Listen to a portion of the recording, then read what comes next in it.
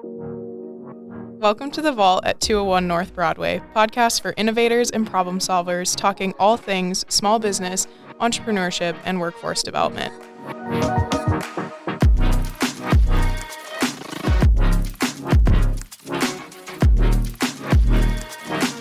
Welcome back to The Vault at 201 North Broadway.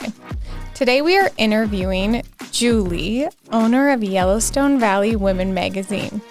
If you live in Montana, you know this magazine. It's everywhere. Julie has an incredible story.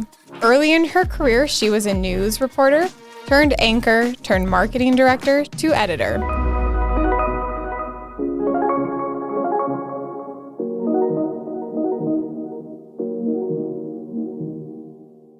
Thank you to the Small Business Development Center for sponsoring The Vault at 201 North Broadway. The Small Business Development Center provides free one-on-one counseling, business plan assistance, market research, financial projection assistance, and more to small businesses. Julie, welcome to The Vault. We're beyond excited to have you here with us today. So let's get into it. Yeah, thanks for having me. Have you always been drawn to storytelling? Yes, I have. I have a funny story. I was probably about 8 years old, and my mom asked me what I wanted for Christmas, and I told her I wanted a tape recorder. And so she didn't understand. I'm like, a tape recorder with a radio. And she didn't understand why. But she got me the tape recorder, and lo and behold, like when we would have family gatherings, I would be under the kitchen table recording conversation. And then I would pause, and I'd start the recorder all over again, and I'd give a weather report.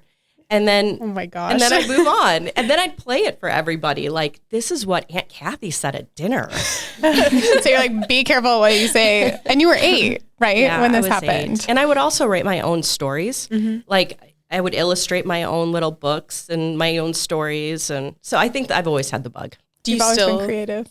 Do you still have any of those recordings or stories that you wrote? No. I thought you were going to ask, do you still record under the table at family dinners? Or do you still color your own books? Nope. You've moved on to I've moved on. A bit larger scale. Yes. Yeah, so this, I hope, prompts some other things. So when you have this career you have now, and it's incredible what you've built and done, do you look back, and I think that story you just told us, but maybe there's a few more, when you look back when you were little and think, oh yeah, that makes sense as to why I'm here where I'm at now? Well, I've always looked at opportunity as, is there an open door? Is there a place for me in this realm? And I've always been super, super open for the next step. An open door could happen tomorrow.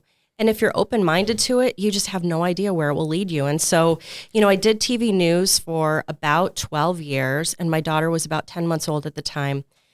And she was suffering from separation anxiety. And on the day that my babysitter fired me, literally, she's like, I think you just need to be home with your daughter. I'm not quite sure, but I can't be your person anymore. On that day, my boss said, you've been working part-time. We need you to come back full-time. And I have absolutely no idea what sparked this, but I just looked at him and I said, how about no time? And he just, I felt so bad after the fact for the poor guy, because I'm like, I just dropped this bomb on him. But, that opened the door to Yellowstone Valley Woman magazine. I was home for just a few months, working at home, doing some marketing stuff for different clients. And I just got this bug, to email then publisher Jay Hansen. And I was just, okay, how about this story idea? How about this story idea? How about this story idea? And finally, he just called me one day. He goes, stop. Just stop. Okay. Just stop. Let's meet. And so we met, and he's like, I need an editor. And he told me a little bit about the job. And he's like, can you do that? Because I can't keep doing this, jack of all trades. I need somebody to help me here. And I said, yes. And I got in the car, and I'm like, yeah, I have no idea what I'm doing. So I faked it till I made it. And here I am. I started with the magazine in 2005. And then in 2018, my husband and I bought the magazine. So I went from editor and writer to publisher. Which is so cool. Yeah. Oh, that's awesome. So you said something earlier, and I'd love to know more about it, because when I was looking up some stuff to ask you about, you mentioned a reporter. Mm-hmm. So can you tell us how you got into that field, that industry, and just tell us a little bit about that? It was another happy accident, to be honest with you. Yeah, I went to Michigan State University, and I was a studio art major, and I had every intention of just being an artist the rest of my life. And my counselor said, you know, you need a little bit more in the area of electives. Round yourself out. You seem like you're more of a creative, person, obviously. Why don't you take a journalism class? And I'm like, journalism? All right, okay. So I signed up, and my teacher, his name was James Steffens, and he was a former Chicago Tribune writer. And I just was captivated by him and his ability to tell stories. It was like he was my guardian angel at that moment in my life. And when I started writing these stories and I got to know people on a deeper level and to see what storytelling can do, you know, it opens like a door to a person's heart and their soul and, you know, what makes them tick.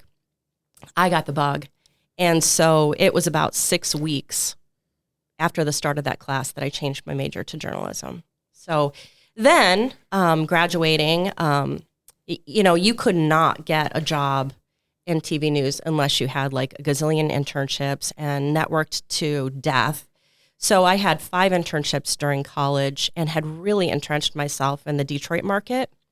I worked for the CBS affiliate there all through college. And then, you know, that just paved the way for me to get my first job. I got a great resume tape thanks to them. And it was so fun. You guys, this is way before your time, but when you wanted to apply for a job, you called this thing called Media Line, and it was, it was like an answering machine. And Okay. so you listen to like, you dialed Media Line. Here are the current listings for, you know, Wednesday, blah, blah, blah. And so you my gosh. And then you just listen to all of them. Oh my gosh. Yeah. And so you got the news director's name, the address of the TV station, what they were hiring for. And so Billings, Montana popped up one day, and I had sent out probably 10 tapes. I had got kind of one response. But the news director called me. Actually, you know what he did? He gave me a letter. It came in the mail one day. And I was so crushed because it was such a backhanded compliment. And he's like, your tape didn't make me want to press the eject button. I'm like, great. And we want to hire you. So I was in the Detroit area, you know, as I mentioned. And so I made the 1,600-mile trek across the country, had never, ever, ever, ever been to Montana before, but just jumped in. And so what was your thought back then of like when you're like Montana? Like what did you think of? You know, I thought of kind of like what it is, like wide open spaces. I thought of, you know, the ranching. I thought of just a slower pace of life. And for the most part, I was right. You know, it is a slower pace of life, real family centered. You know, in Detroit, it was like a dog-eat-dog world, you know. There were a lot of people that were on the fast track in their careers, and their careers were the most important thing in their lives. And you had to deal with traffic. It was just so fast, such a fast-paced life that when I got here, I was like, wow, you don't have to go 100 miles an hour 24/7. There's other things that people want to do, like hike and fish and, you know, get on the water. You don't have a commute anymore. No. Oh gosh. No, we have our rush minute, you know. A rush minute. Yeah. Yeah. No, I love that. And so did you grow up in Michigan then? Mm-hmm. Yeah. Okay, cool. Birmingham, Michigan, which is a suburb like north of Detroit. Very cool. Mm-hmm. And then what happened when you got to Billings? Well, So you got the job. I got the job at KTVQ. Which, isn't it funny how also HR has come so far and what you can say and can't say, and where that comment that you talked about earlier. Yeah, no. And he laughs about it today too. It's so funny. I just saw him the other day, and totally different guy than he was back then. It just shows what stress can do to a person. Yeah. But, well, so I was a general assignment reporter covering crime and courts for 2 years. Ooh, interesting. Yeah. What was your most interesting case? Well, it is the case that probably changed the course of my career. I was 3 months pregnant, and you guys are too young to remember this, but there was a guy that had barricaded himself in the Vegas. Well, was it Vegas, or it's not called the same hotel. It's on, I believe it's on. I feel like there is a Vegas, or there was a Vegas hotel in Billings. Downtown, not too far from here. Yeah, I swear I've seen an old Vegas sign. hotel is over by the sugar beet factory. Well, when you turn off the interstate onto 27th, that's right where the Vegas hotel Well, this is. was closer to downtown. Okay. It was kind of just a block over from Granite Tower. And anyway, this guy, he had pet rats. Oh. Yeah, he had pet rats, and he had barricaded himself into What a this pet. hotel room. I know, right? And anyways, he had some mental issues, and animal control was trying to seize his rats because they thought this I'm is sorry, not this is a terrible. I good shouldn't laugh at it. thing. And so, and on top of that, he had one arm, but he had Wow. lots of weapons, like Oh my gosh. yeah, shotguns, rifles, all that kind of stuff.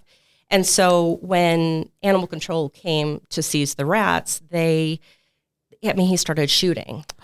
Oh my gosh. And so I covered the initial part of the case, and I was late for my live shot, go figure. I mean, I'm kind of proverbially late everywhere, like just everywhere.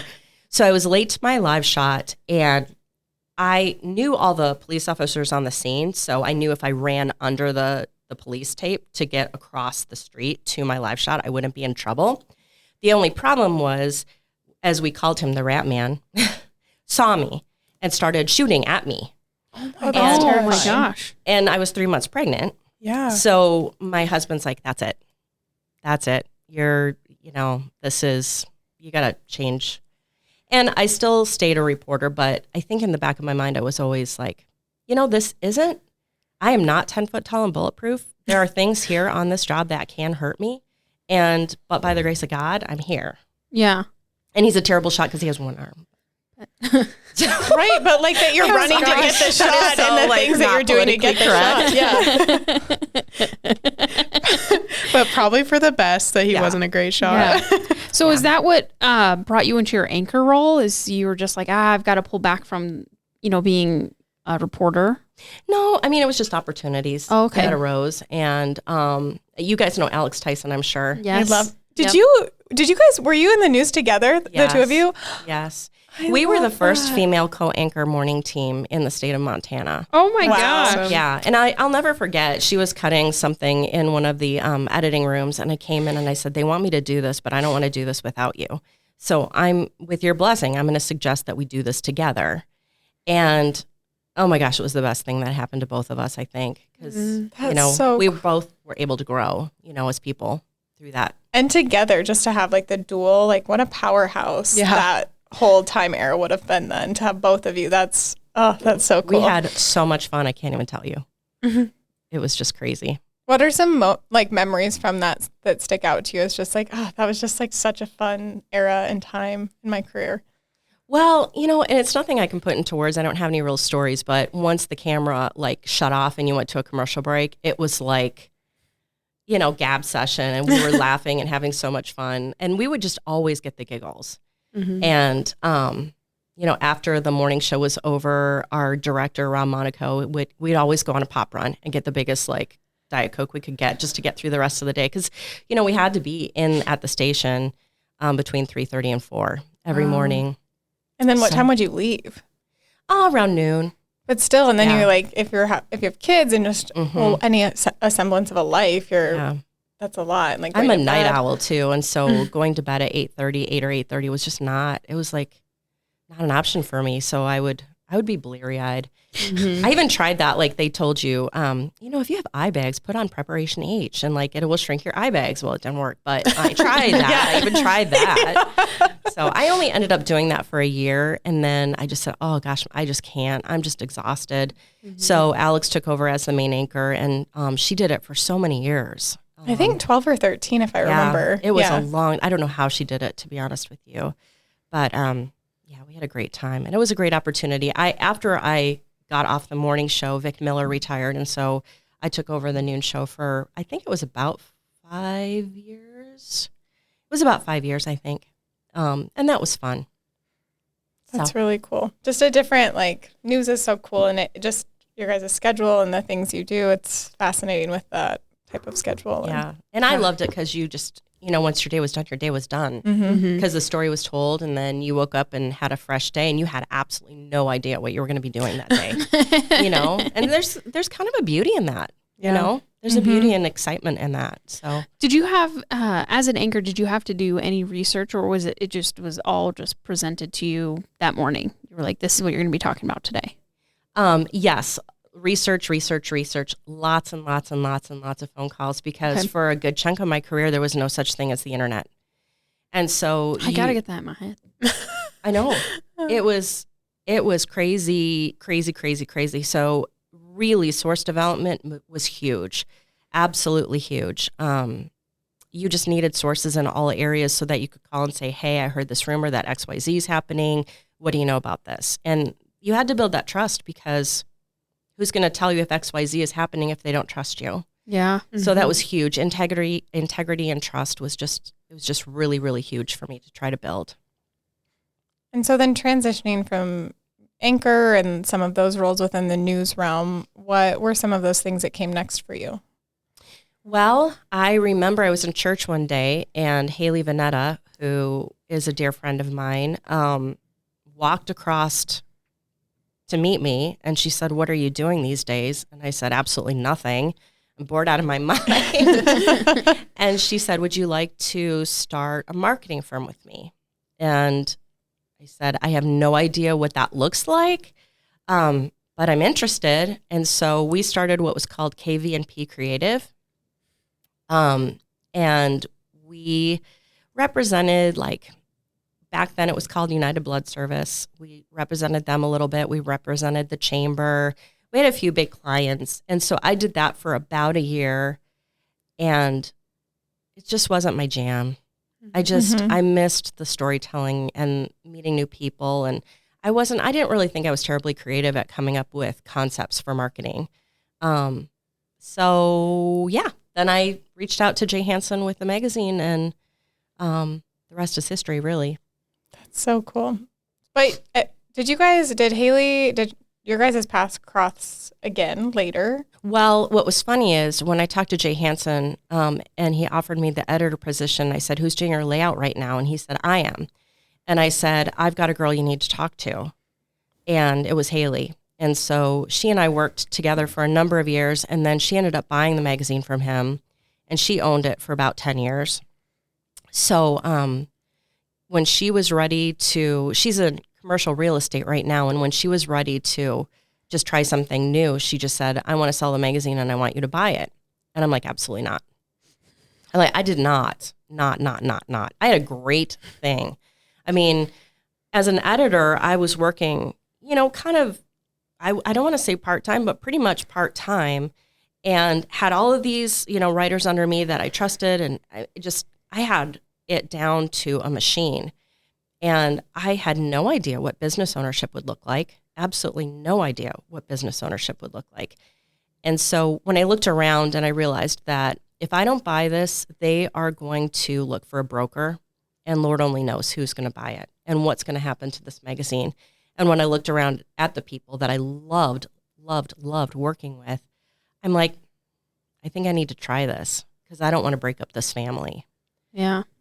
So. Yeah, and I'm guessing you guys had worked together, a lot of you within that magazine, for quite a while.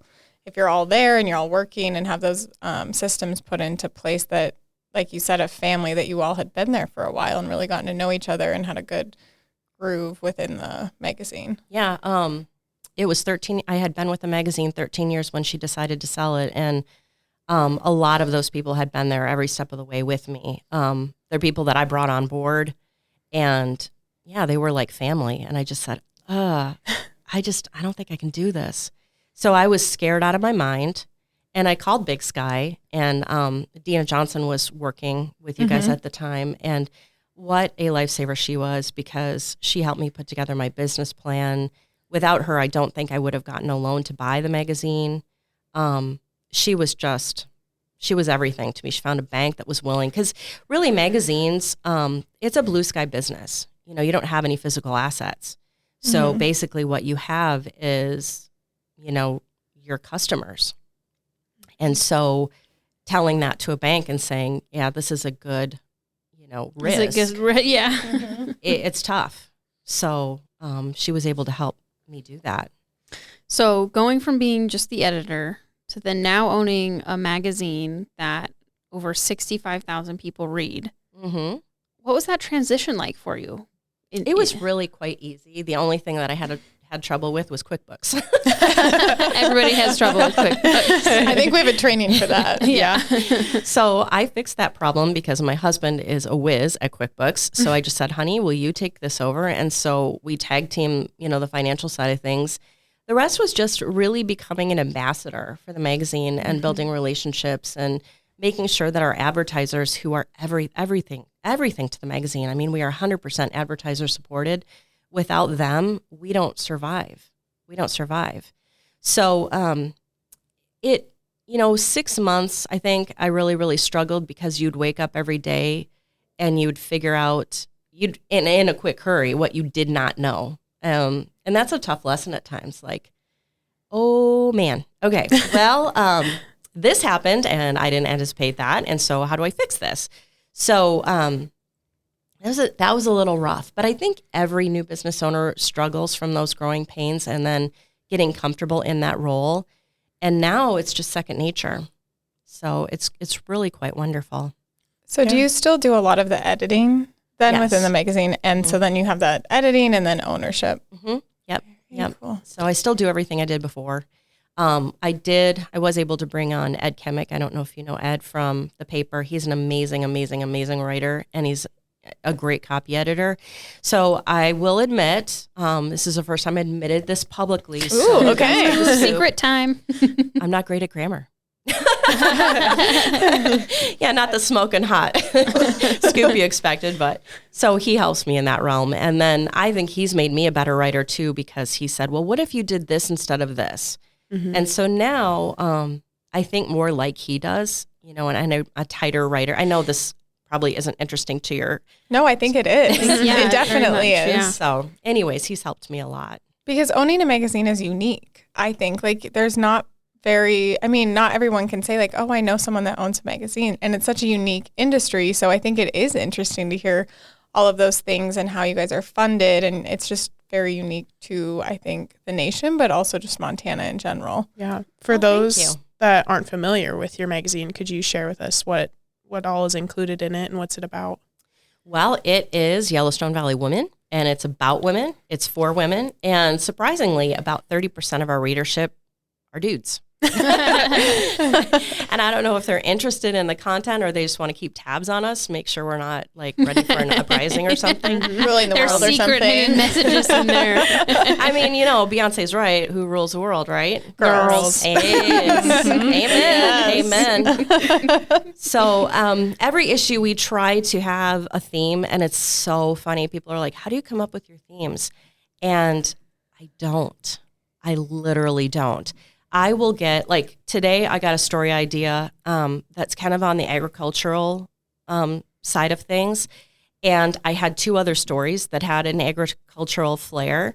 And so I'm like, oh, that'd be perfect for the September issue. Mm-hmm. And so it just organically happens. And I'm so, so, so blessed. I don't know how it's like the universe just, goes along. Marcel and I in content creation, we do that a lot where it's like, you don't want to force something. Right. A lot of times you will just live something and then like this would make great content, or like this thing happened to me and I want to share about it. So sometimes it's better to just let the stories, the ideas organically come to you, because then if you're forcing it and it's inauthentic, then people can kind of tell that you're forcing it. And we did an editorial calendar before I was, an owner. We had an editorial calendar every single year. And I'm just like, I don't like this. Mm-hmm. I just don't like cookie cuttering things and trying to push and fit them into something where it just doesn't belong. And so that was one of the first things I did, is I got rid of the editorial calendar, and my sales team hates it because they like to have themes so that they have a jumping off point for advertising. But I'm like, sorry guys, it's not going back. Like mm-hmm. I will tell you like the issue before, like what we're focusing on, but I just find I think that keeps it relevant. Yeah. Oh, yes. Absolutely. And so I can take those phone calls and someone says, I've got this great idea for you, I can genuinely listen and say, yes, absolutely. We are doing that story. Yeah. Mm-hmm. My mom always has this saying that we plan and God laughs. Amen. You can plan, have all your ducks in a row, and then something will happen and you suddenly have to change all of a sudden. And not saying like, don't just fly by the seat of your pants all the time, but definitely having that, like, it'll come to us. You know, we just have that faith that it'll work out and we will have good content to share out. I have that going on right now. Yeah. I got a story idea yesterday and I had already planned our cover story. And the cover story that we're going to be doing, I think it's going to get bumped to September, but absolutely probably one of the most incredible stories I'll tell. But then the story idea came in yesterday and I'm like, oh my gosh, I need to do this. And there's no way I can just like put her in the middle. She needs to be on the cover. So I'm wrestling with that right now. Which is hard, but I think it's kind of like I was listening to this other podcast, and this one person that was getting interviewed, because she does a lot of content creation for cooking, and she's like, I can't be one of those people that's doing like Christmas stuff, like Christmas shoots in July. Yeah. I have to be in the moment, in the season, inspired by the season and the things going on, which I think it sounds kind of like what you guys have too, where you just never know what might come up when it's closer to the time of a new issue. Yeah. And it's a good thing that my team and I are so tight because I do this to them all the time. They're like, wait, what? We're doing what? I'm like, yep. Like we just had a cover shoot. Oh gosh, it was so funny. I don't know if she got what we were doing or if she just thought we were absolutely crazy. But she is a part of a group. She's building community. And so we wanted that to be our theme, building community. Yeah. And so do you guys remember, you're probably too young, but do you remember those? They looked like bricks. They were cardboard. You'd put them together and then like boys loved them. Build a house. Yeah, you'd build a house and then you'd crash through it and then you'd rebuild it. And okay, so. Yeah, my sister just got some for my nephew like a few years ago. So they're still around. So anyways, we bought a whole bunch of those from Amazon. That's the only place we could find them. And we built this wall with a hole out of it. And our cover lady leaned through it with a brick, like to show like she's building. Like, she's building. Cute. That's cool. And when she got to the shoot, she's just kind of like, she cocked her head and she just kind of looked, and she was such a good sport. But I'm just like, she thinks we're nuts. Yeah. And then she saw the proof of it and she's like, oh, I get it. That's so cool. So anyways, we're always up to weirdness. Yeah. How often do you publish? Every other month. Okay. Yeah. Yeah. We're bi-monthly. So January, March, the odd months, So 1, 3, 5, 7. Nice. You get it? Yep. I saw the wheels turning there. Then the light bulb came on. And it's so fun to get to, it sounds like, create those cover things that are maybe a little more unique and eye-catching, and not just like standing posing, but really like incorporating other things that help people really envision that full story and theme more holistically, which is cool. Well, it was funny. Like before I was the owner, we had this thing, 2/3 of the body. Like, so from your like elbow to the tip of your head, and then leaving a little space for our nameplate up at the top. That was our formula. No matter what, that was what we did. And there was this one, oh gosh, now I can't remember, Christina Aragon. Do you remember the runner, Christina Aragon? Yes. So we had this photo. It was so cool. She was at Dallas Stadium. She was on the track, and it was a full body shot, and the clouds were just peaking just enough so the sun had its rays coming down on her. Wow. And you would not believe how bad I had to argue to get a full body shot on the cover. And so now I threw that out. I'm like, it's the photo that sells the cover, not if we see 2/3 of a woman's body. Yeah. And what else is in that picture? Like if it is the sun and I just got chills as you were describing that so photo. Cool. It was so cool. I wish I could remember the year because I'd pull it up for you. I'm like, right? Yeah. Right? So fun. Now Dan Sullivan, who's kind of our chief photographer, he really takes great pride into coming up with something that matches the vibe of the story. Yes. And he does an amazing job of that. Yeah, he does. I feel like I've worked with him on something too. And it was like at Sanctuary or something. And I don't know. Or he was there when I was there for something else, I think. capturing something with like Chris and Mariah. And he was there. I was there for a different reason, but it was just fun to watch that whole process come together, which was really fun. And he just celebrated 10 years with the magazine. And this just goes to show what a flake I am, because because I wasn't the owner, I don't have like the old personnel files. So I don't know when people started. I mean, I've got an idea. So he calls me one day and he's like, "Can I come talk to you?" And I'm like, "You are not quitting. I just want you to know you are not quitting." Sure, I'm home. I'll only talk to you if you're not quitting. Exactly. And so he's like, "Why do you always think that?" And I'm like, "I don't know. Nobody just calls out of the blue saying, 'Can I come to your house and talk to you?'" So he gets there and he's got this beautiful azalea bush in his hands. Aww. It's like so beautiful. And he's like, "This is for you." And I'm like, "What is this for?" And he's like, "I've worked for the magazine for 10 years. He worked for the magazine for 10 years and he bought me a plant. I know. So you had to get him a bigger bush, huh? Yeah. I'm still working on a way to repay him. But that's so sweet. Yeah. Oh, that's and adorable. a great testament too, I think, to the employees that work for you and alongside you within that organization, where longevity isn't as much of a thing anymore, I would say. So to have people with you for 10 years, 13, 15 is so exciting. It is. What's one thing that you do that you think sets your culture apart? This is a tough one because I don't want to make it seem like what we do detracts from our competition. There is another magazine in town that I would say is a direct competitor, and I don't want to make it seem like anything that we do is, oh my gosh, so much better, because we all have our niches in this market. But one thing that has been really, really important to me, and it's because of my journalistic background, is I want to make sure that every single story that's told is authentic and has integrity. There are a lot of magazines across the country where you can buy editorial. Oh. And so if someone wants to be on the cover, and you guys would not believe how many times I get this question in a given year, like someone will call and be like, "I want to be on the cover. How much would that cost?" And I'm like, "Do you have a good story? Because that's all it costs." Yeah. But they are astounded that they can't pay a certain amount of money and then have their picture on the cover. So all of our editorial, oh, that's so special, is authentic. Nobody pays. Nobody pays to be in the magazine. So, and I think that's what sets us apart, is because people know when they open the magazine, all those stories are genuine. And they're real, inspiring stories. We always try to have kind of like a good edge, because there's so much negative news in this world. We don't need another, format of that. So I always pride myself on, does this inspire? Will this lift somebody up? Mm-hmm. Will this maybe engage the community to take up this cause? We've done a number of causes over the years where we've really tried to just raise awareness. I mean, we've done teen homelessness, we've done human trafficking. We did what I consider one of the most, there were two issues that I think we killed it. We did one on the drug issue in Billings, and then we did another one on the MMIW issue. Yeah.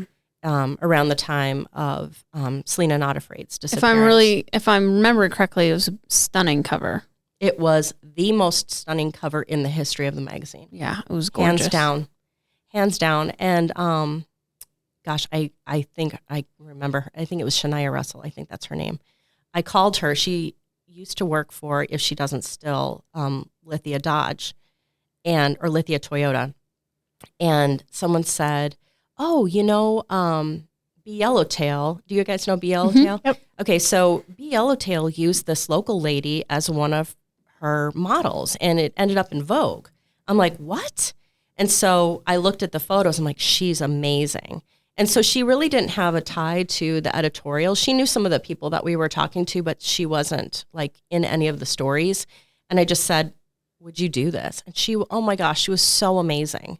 So yeah, I'm glad you remember that, because that was one of the things that I think I actually cried when I was taking those photos with Dan. It's very stunning. Yeah. It's very stunning. It really captured, I think, exactly the message. Yeah. Yeah. It did. And I do love that part of what you guys do with your magazine is really showcasing the cool things and the women that are doing really good things in our community. I do think it's so easy to get bogged down in the negative news or shootings and other like things that are happening, but really also being a platform to highlight what good is going on in the community. How can you get involved with these organizations that maybe need a little extra assistance or a board member or things like that? Like, how can you get involved with your community in a positive way? And I think you guys really showcase and give platform to that within Billings, which is cool. And we also like to work with nonprofits. So, maybe a nonprofit has a fundraiser coming up. They can call us. And we've had a couple of calls saying, would you be a sponsor and just trade advertising space? And we do that all the time because we want to be someone that champions the good too, not just reports about it, but champions it. Yeah. So you talk about being very authentic and genuine. And we recently had one of our coworkers, Allison Corbin, featured in one of the more recent magazines. And something that really stood out to me is that she brought up the little bit of struggle. And I'm sure she just briefly mentioned being a mom and also having a really successful career. And I thought that was so important because a lot of times it's like, here are these powerhouse women just like killing it in their careers. But then she also was like, there is a little bit of that sacrifice. And it's sometimes I have to, make those decisions of like, where is my time going to be spent? So I thought it was really important that it wasn't just about like, here are all these like kick-ass things that Allison's doing, but it was also like, she is a mom and a wife too. And I think it's important that you show both of those sides because then it's relatable to a lot of women who are, have a full-time career and are moms or have other responsibilities outside of their job. So it's like, you can, do these really amazing things, but you know what, you have your skeletons in the closet too sometimes, or sometimes you can be very vulnerable and share that like it's not easy and it can be really difficult. So I appreciate that you guys showcase like these really amazing positive stories, but there is also real life to them. And that's another thing we really, really pride ourselves on. There have been a number of times where I've gotten kind of rough drafts of stories and I asked the writer, did you ask this question? Because this person touched on this in an answer to another question. And clearly, they wanted you to follow up on this. Clearly this is something that they want to just make part of their story. And they're like, no, I didn't. I thought, that might be just too uncomfortable. And I'm like, nope. Pick up the phone, write an email, do whatever you can, but that needs to be addressed. I want people, I think vulnerability is huge. Yes. When you're telling your story, you need to tell the whole story. And so just a case in point, I had a cover girl, gosh, it's been, maybe close to 10 years now. And she was a champion in the city. She had been on city council for a number of years and been a lobbyist, doing really, really great things in the foster care community. And so I'm like, why do you have your heartstrings wrapped around this cause? And, we were talking and all of a sudden she told me, I was sexually abused as a kid, not once, but twice. And she talked about how one of her mentors growing up had taken advantage of her. And I think it was, if my memory serves me correctly, it was a family member was the other one that perpetrated an assault on her a few times. So we're having coffee and I'm just like, I'm crying. She's crying. I mean, it's just crazy. I'm kind of wanting to know. And she just looks at me and she says, when is this coming out? When will it hit stands? And I told her, the first of the month. And I'm like, she had this look on her face that just looked like something was bugging her, So I said, what's wrong? Do you have any regrets about anything we talked about? And she just said, no, my brother doesn't know the story. Oh, no. Oh. And I just, at that moment, and I'd always kind of known it, but at that moment, I realized what a tremendous responsibility we have when we're telling other people's stories. And I was so honored, so honored. I was so sad that obviously that she had that in her past.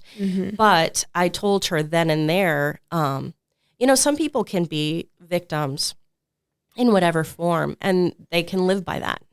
They can hold on to that, and that can be a part of their title and their identity. But she took that and she made it a catalyst for change, where she was a watchdog, pit bull, if you will, for kids. And I was just like, oh my gosh, this makes the story all the better.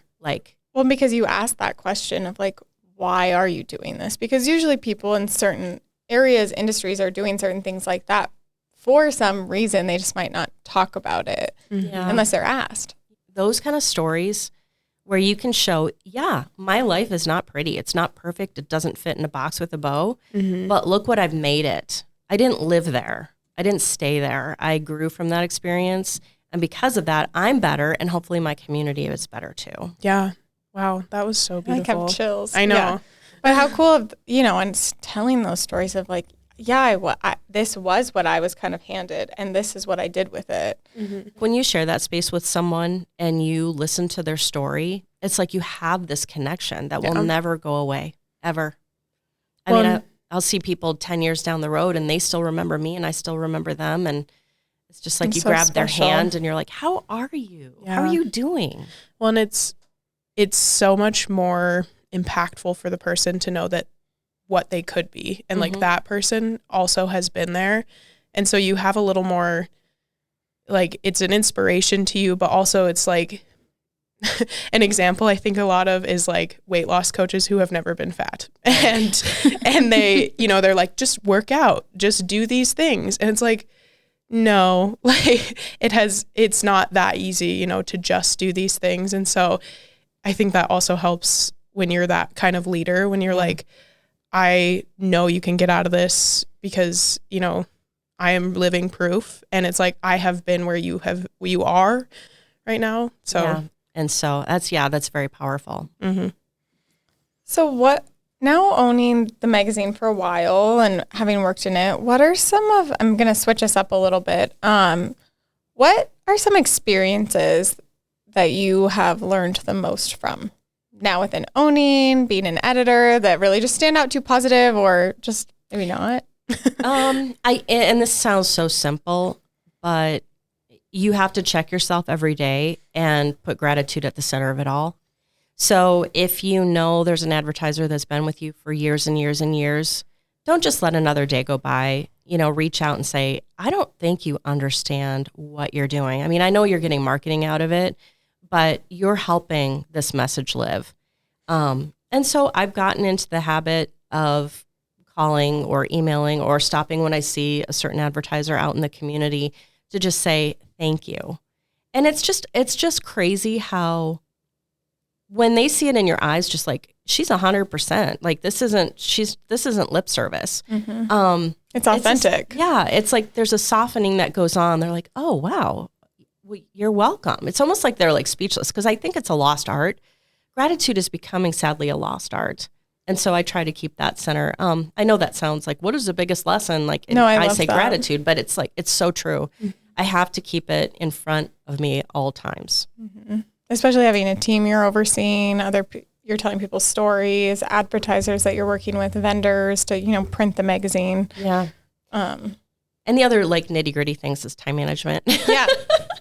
And learning to say no. That is such a hard lesson for me because I think deep down I'm a people pleaser. And saying no is so hard, but boundaries keep you sane. And so that's kind of, I'm still working on that because like right now I'm so overcommitted I can't even see straight. Anyways, like I said, it's a process. If like Overcommitted Anonymous, if you know anybody that has like a 12 let me know. Yeah, I know. Well, I think it's like program. You don't realize it until you're in it, and then you're like, oh, I'm overcommitted. I mean, that's how I feel sometimes. Where I'm like, I said yes, because I believe in these things, but then I'm like, oh, this is why sometimes no is okay. Yeah. So what are some of those time management things that you've done? Just knowing you guys have deadlines and stories and coordinating all of that, it's a lot to coordinate. What are some time management tips that you have for those listening to our podcast? Really easy. I just have a Google Calendar, and so I block off time for different things, and so that's non-negotiable. So if there's a block in my calendar that's in color, because I color code everything, I just can't. So, and it's hard because my daughter, she goes to Carroll College and she plays softball. And so there are times when we leave on a Friday morning to go see her someplace. And I'm like, I just lost a day of work. So I will make Friday my email and phone call day, and I can do that in the car. Exactly. So it's just easy stuff like blocking out things, making it a priority. Before you came in to record this podcast, we were talking about setting boundaries and how sometimes I'm definitely someone who struggles with saying no, or like, putting myself first, setting a boundary. And a lot of times I'll like finally work up the strength and then people just like bulldoze over it. Yeah. So what advice would you have for that? Like making sure that your boundary isn't crossed and you like stand firm in that. Well, if you knew me, you didn't even have to ask that question. No, I'm a headstrong kind of girl. If I set my mind to something, I just generally keep it. And if someone is pushy on that regard, I really think that they don't have the integrity, and I don't want to work with them anyway. Yeah. If they don't understand that I'm in over my head and I can't say yes to this, then I don't need them in my life. You know what I mean? Yeah. So maybe work on that, Kay. All right, I'll be right back. unless it's Marcel, then you can't. And then you guys have to work together. Maybe you guys go to a retreat and hug it out or something. Exactly. Have a crucial conversation. Well, looking into the summer and as we get closer to 2024, what's in the queue? What should we be looking for? You never know. I don't know. And I'll tell you, this is a perfect example of why I don't know. There were some things in 2022 and 2023 that I had absolutely no idea that were coming down the pike until I just decided to do them. And that was, I don't know if you guys have been following our Great Love Project. A little bit, but maybe do you want to share a little bit for those listening? Because we have actually, just so you know, we have listeners from all over the world. Okay. Which is cool. Yes. Yes. The only continent we're not on currently is Africa. So someone in that area. Maybe you need a visit. Yes. Yes. Work visit for sure. So the Great Love Project came to me in the summer of, I believe it was 2022. And it all fell into place. And I really believe that those things are just the universe telling you, this is how you need to make your mark on the community. And so the idea was that we would put it out on our social media channels. What are your favorite nonprofits? And so we did that. And of that, we got 62 responses. So 62 individual charities in our community, people said, this is one you need to pay attention to. So of that, based on the number of recommendations we got, we kind of like brought it down to 5. And then our readers, followers, voted on those 5. And from that, I think I voted on that. I feel like I did too, but if it was on Instagram or something. Yes, it was. I probably did that. Yeah. I love those easy things where you can just poke and hit yes or no or whatever. That's very fun. Yeah. And so of that, Love and Sunshine Ministries won, and they just purchased pretty recently a home, which they're renovating right now for pregnant homeless teens. Yeah. That's the one I voted for. You rock. Well, and then I was like, what do we do with this? So I talked to Dave Deal, who owns the bottle shop, also Banano, and he creates those stainless steel travel mugs, wine glasses, all that stuff. And so he's like, I can custom create a mug for you, and I'll give it to you at a reduced cost. So then we got sponsors to pay for the mugs, and we said, if we sell 400 mugs at $25 a pop, we will be able to write Love and Sunshine Ministries a $10,000 check at the end of the year. And the whole theme was the Great Love Project, because the quote on the side of the mug is, do small things with great love. So what we're telling our followers is, like, with a $25 donation, you can help put a roof over the head of a pregnant homeless teen. So that $10,000 is going to be split into 2 different projects. One is like renovating their kitchen, because they really felt, and oh my gosh, I just love this idea. They thought that community meals are something these girls have never, ever, ever had, like a sit-down family meal. Mm-hmm. And so they, if we renovate our kitchen, this will help us get there. We'll have family meals. The girls can take turns, like making dinner. And then the other one was a security system to keep them safe. Mm-hmm. So the good news is today we are just, months into this, and we've sold 500. Wow. Oh, wow. Where can people go to purchase? So you just go to Yellowstone Valley Woman, it's singular.com, and then it's /love. And there's also a thing on our homepage you can click on to get there. And the beauty of it, too, is inside the mug, there's a discount, like a card, if you will. And so there's 10 different coupon offers on there, which exceed in value of $150. So basically, you buy a $25 mug, you're helping out a charity, and you get $140 in discounts just for doing good. So I'm like, that idea, like I said, that idea came to me in a matter of weeks. It all fell together. And every single pitch I made to a business, like, will you sponsor this? I would be like 3 minutes into the pitch and they're like, yes.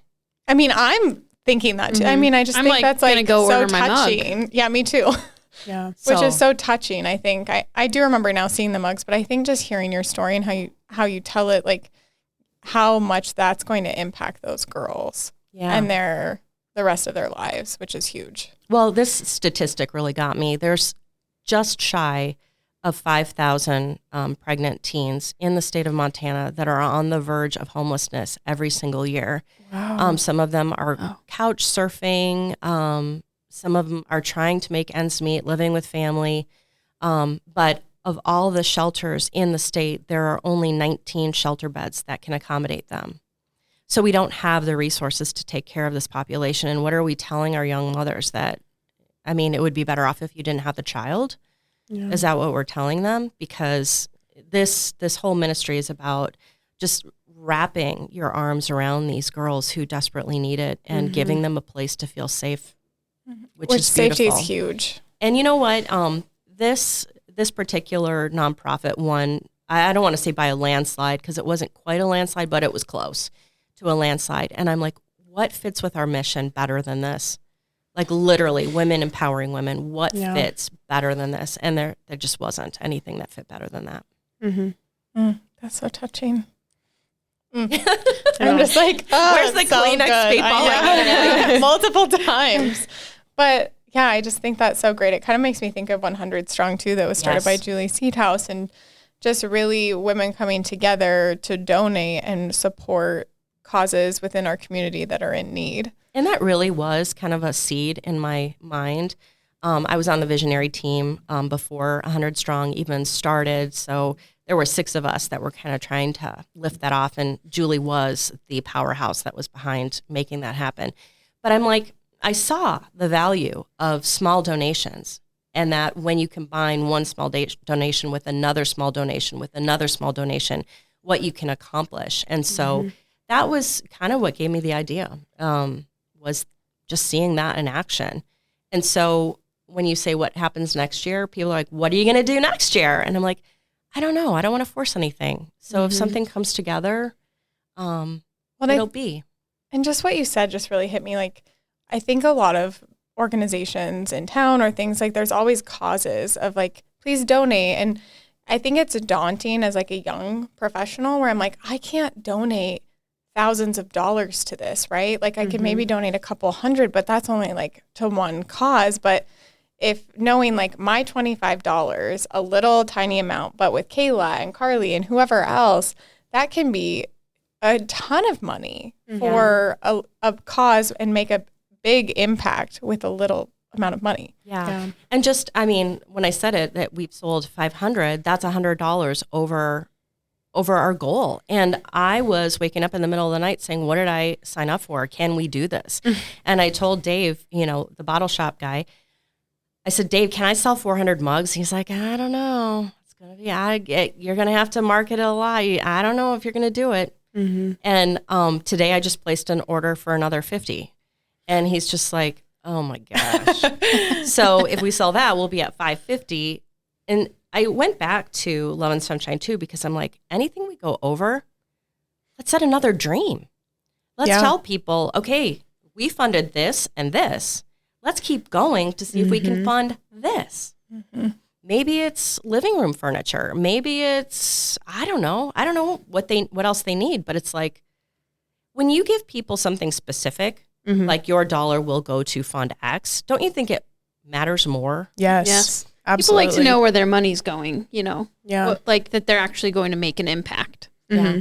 Well, then they can share with their friends too, like, hey, just go donate $25. You get this mug, and then this is your what impact. you're doing. Everyone likes another cup. Let's get real here. Look Except how for many my cups we have husband. on this table. He does the dishes in our house. He's like, we don't need another cup. I'm like, I'm getting 10 of these. You just wait. That's something I always tout about Billings is that it's such a giving community, and people rally behind things like that all the time. And it's a big city, a big city in quotations. City. A big city for Montana. It's Montana City. Montana's city, yeah. But we don't have those big city people. I feel bad saying that, but in a way, like, we all still cling to that small town. Like, we come together and we make these huge things happen.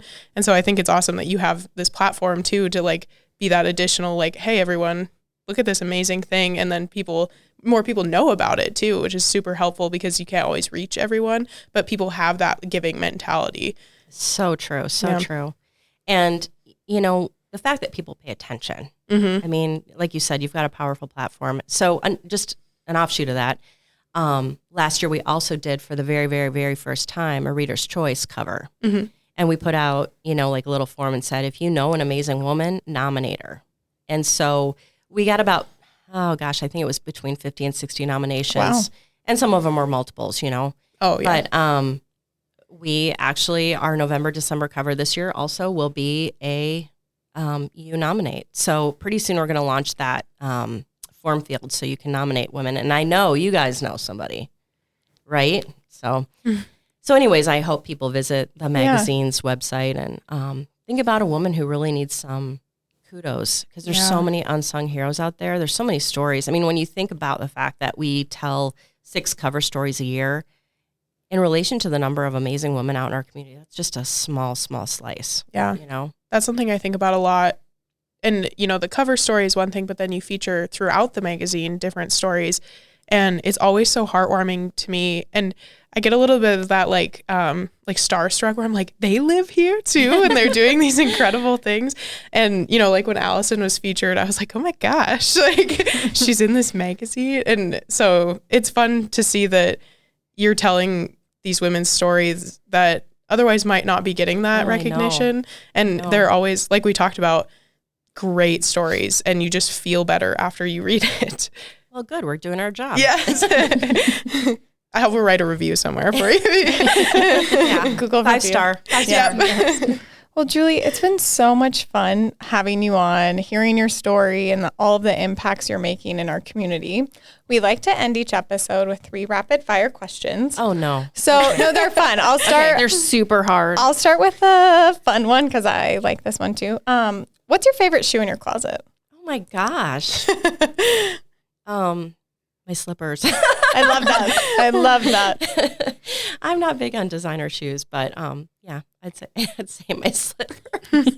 Fun. If my dog doesn't steal it and take it under the bed and chew it. Yeah. Oh, that's always I have a frustrating. 6-pound Maltese Terrier. Wow. And I don't say terrier, I say terror. A terror. Yeah. It's a Maltese Terrier. What's the best business tip you ever received? That is tough because I just know things that I've morphed into, and I just never want to be the smartest person in the room. Mm-hmm. I want to, surround myself with people who can make whatever we're doing better. I love that. I do too. I really think that's like that. just good advice in general. Yeah. You can always learn something from someone else. Like, I've never said, this is my team. This is the team. Mm-hmm. We are the team. And when someone's like Dan the other day, said, well, this is my boss. I'm like, I am not your boss. I'm not your boss. We're in this together. Yeah. I love that. Our last one is, what gets you going in the morning / how do you start your day? I always start my day with a healthy cup of coffee. And I don't even know who introduced me to this concept, but this actually is a great piece of advice, because I share this all the time. So there was this bullet journal, and I can't remember. I'll just tell you the concept behind it, because you don't need to pay $50 to get this journal. So the concept is meditate, think about what's important in your day. Mm-hmm. Maybe not meditate, maybe pray, whatever your jam is, center yourself, and then think of the 3 things that you're going to accomplish in that day. Those are the 3 things you write down. Anything, and then you draw a line, and anything below the line is gravy. Like, so you might have other things that would be nice if you accomplished. But in those 3 things, one of the 3 things needs to be something that you're going to immensely enjoy. I don't know, maybe you like to go to Hobby Lobby. And you're like, I do like a Hobby Lobby trip. And maybe you're like, okay, I get to do this, and then I get to go to Hobby Lobby. Yeah. Or then I get to walk around Norm's Island, or then I get to, whatever your get to is. It's your like carrot, that's dangling in front of you in order to make your day seem fulfilled and fun at the same time. And I like the 3 thing because so many of us write a list of like 20 things like, oh my gosh, I got to get this done. I got to get this done. I got to get this done. But let's put it in perspective. Like, what of that list of 20 things do you really need to get done? Mm-hmm. So I may have 20 things, but I do it by week. Yeah. So I've got 3 things each day that needs to get done with the hope of by the end of the week, I'll have 20 things done. That's awesome. I really like that. And like intention setting, which is kind of like that. Like I need to get these to, that's a gravy part on the end. Is cool. And I love gravy. What's your favorite gravy? Oh, that's tough. Because really, it's just, mashed potatoes are just a vehicle for the gravy, right? Yeah, Yep, I think I exactly. would I like a chicken or turkey gravy, but it has to have like a white wine in it. Oh, you're a fancy gravy girl. Yeah. Kayla's a fancy food girl. I'm a food snob, Awesome. but I love it. Own it. So yeah, I would say that would be like my favorite mashed potato gravy. Yes. A little turkey with a little wine reduction in it. Oh, Yeah. Yep. Yes. The tips you get from this podcast. Well, she'll be putting her recipe on later. Yes. for all of us. Yeah. Oh, Julie, thank you so much for Yes. joining us and sharing all of your things with us. it has been a true pleasure, and thank you Yeah, so much too. for sharing your project, the Great Love Project. And so I do hope everyone that's listening can go out and get a mug.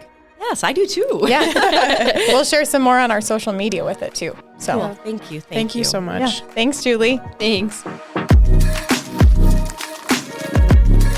Thank you for joining. You can find the resources and tools mentioned in today's episode at thevault201.com. If you like this episode, be sure to subscribe and share with a friend.